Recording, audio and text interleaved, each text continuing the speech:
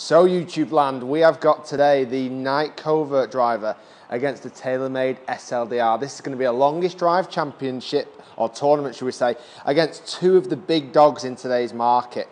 The Nike one came out earlier this year. Phenomenal reviews I've done on it so far. It's beat a lot of the drivers. But today it's up against the SLDR, the new TaylorMade one. The one with the adjustable weight at the bottom to hit it straight, draw or fade, so to speak.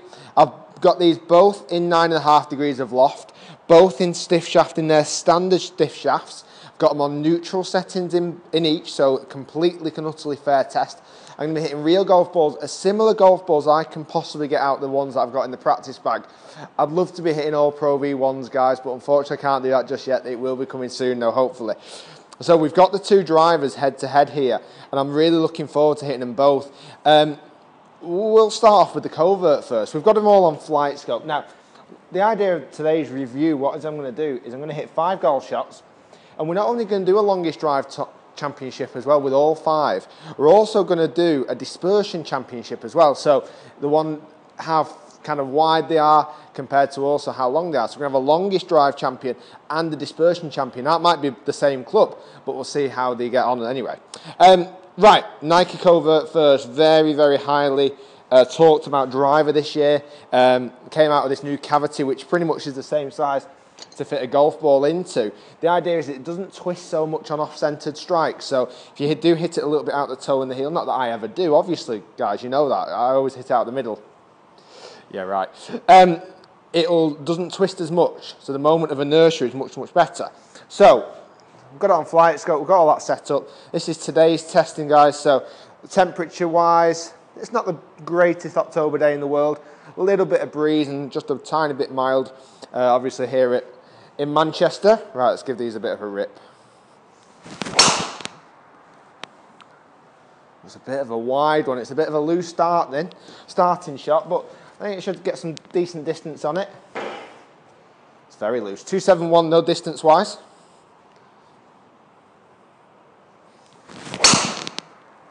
That's much better. That's a really nice golf shot. Just to the right-hand side of target. So look at the distance on that one. 277, so not a bad hit. Let's hit a few more.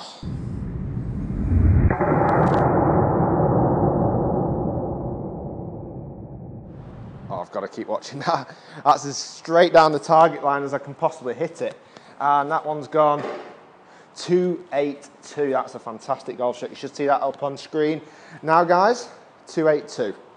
Club head speed 106. Let's give it 2 more hits.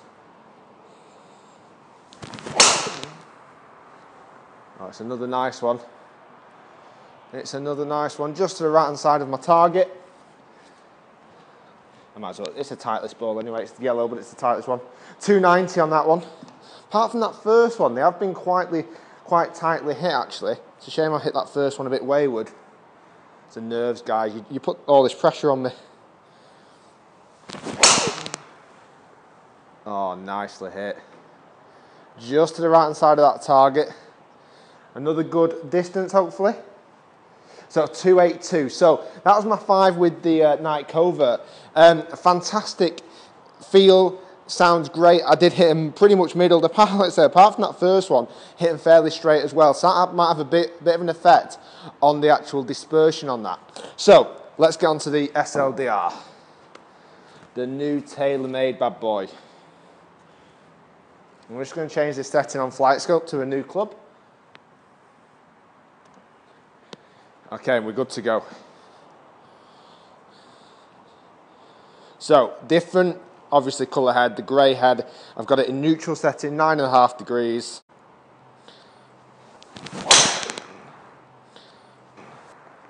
Oh, it's come out lower. It's come out lower. It's not far away from target though, just to the right-hand side. 285, not a bad start. 108.9 club head speed, so it's a bit faster there with the club head speed. Now, these two clubs are the same length. It's like identical in length, so I've obviously just been starting to speed up a little bit there.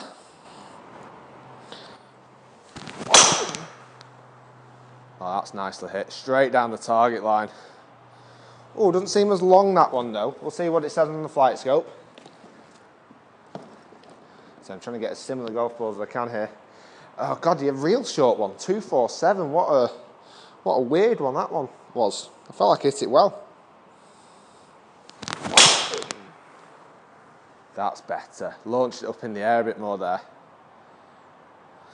Yeah, much better distance. Not quite sure what happened to that one previous to that. 301, big boy. There can't have been 50 yards difference in those two. I think that last one was a bit of a duff one, I'll be honest with you. Oh, it's a nice hit again. Straight over our target line. And then we've got one more. 304, big boy again. Okay, one more. Oh, it's bottomed, it's not as good. Shame, what a shame. It should still get some decent distance on it. 297. So, distance-wise, the SLDR has instantly come out a lot further. Club head speed is slightly starting to increase, whether I'm just warming up a little bit. But I do try and make these tests as fair as I can, guys, unless I have to hit alternate shots each time. And do leave comments if that's something that you think might be a good idea in the future. What I will do, though, is I will take out... to make it the fairest test, there was a complete error with this one and an error with this one. I hit the first one real bad with this one. I think it was the third shot with this one was bad as well. So I'm going to take those two shots out to try and make it the fairest comparison I can possibly do. Guys, join me in a minute to check out what the flight scope figures are telling us and see which one of these two is the longest and which one has got the best dispersion. So the results are in, and like I said, I've taken out two of my error shots really. The first one with the Nike covert, I hit way offline, so I'm not going to count that one at all. But the total distance, or the average distance, sorry, out of the golf shots that I've hit there was 283 yards with the Nike covert. So not too bad really. Club head speed was about 105 on average. And that was me hitting it full, you know, normal hitting. Smash factor was good, 1.48. It spun not too bad, 3,400. It launched okay, 12.9. And it was easy, very, very easy to hit, unbelievably easy to hit. Now, what is interesting with that is that the dispersion of the covert was only 9 yards. Out of the 4 shots that I hit, it was only 9 yards dispersion, which is pretty awesome. So if you're going to want to hit fairways, the covert is right up there with some of the best of them. Now, if we go on to the SLDR, and again, I took out the weird second shot. The ball kind of dropped out the air, really. Like I said, I'm hitting real golf balls down here. Now, the distance is far superior. 297 yards average distance out of the 4 shots I hit there. The club head speed did increase, 109.8, but again, I was hitting it as normal as I would do. Whether the technology in it, whether it's a bit lighter and it got faster club head speed, it might be the fact. Smash factor wasn't as good, 1.41. So the smash factor, for you guys not quite sure out there, that's the ratio between what the club head speed is hitting the ball and what the ball speed is coming out at. So for example, if we hit the golf ball at 100 miles per hour with the club head and the ball came out 150 miles per hour, the smash factor would be 1.5, and that's kind of optimum really. As close to 1.5 we can get, the better. It's launched a little bit low, and I said that on a couple of shots as well. It's launched at 10.3.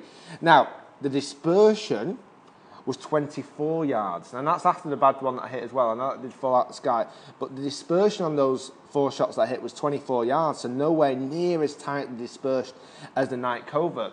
So, we've got a bit of a mixed result. We've got the TaylorMade SLDR as the longest driver out of the two, no question about it. It's absolutely smashed it on distance. But the dispersion, the Nike covert, completely demolished the TaylorMade SLDR on dispersion. So, guys, I'm going to leave it in your capable hands to make the right decision. I know that you will, and I trust that you can use this information to your best of needs, really. Like I said, this is just me giving my opinion on it. I am human. I'd love to buy a swing robot, a golf robot, and do all the testing on that, but that's not realistic, so you're going to have to be put up with me at the time being. Hopefully you've enjoyed the videos still and do enjoy them. I do put all the figures up there, the real figures. I'm not messing up with them or anything else. They're the figures that FlightScope are giving me, so I'm giving you the most honest opinion that I can possibly do as well. Guys, if you have enjoyed that, please do check out my channel. I've got loads and loads of videos. I've done loads of longest drive tips, reviews. You can check out the description down below for the channel, and do subscribe as well.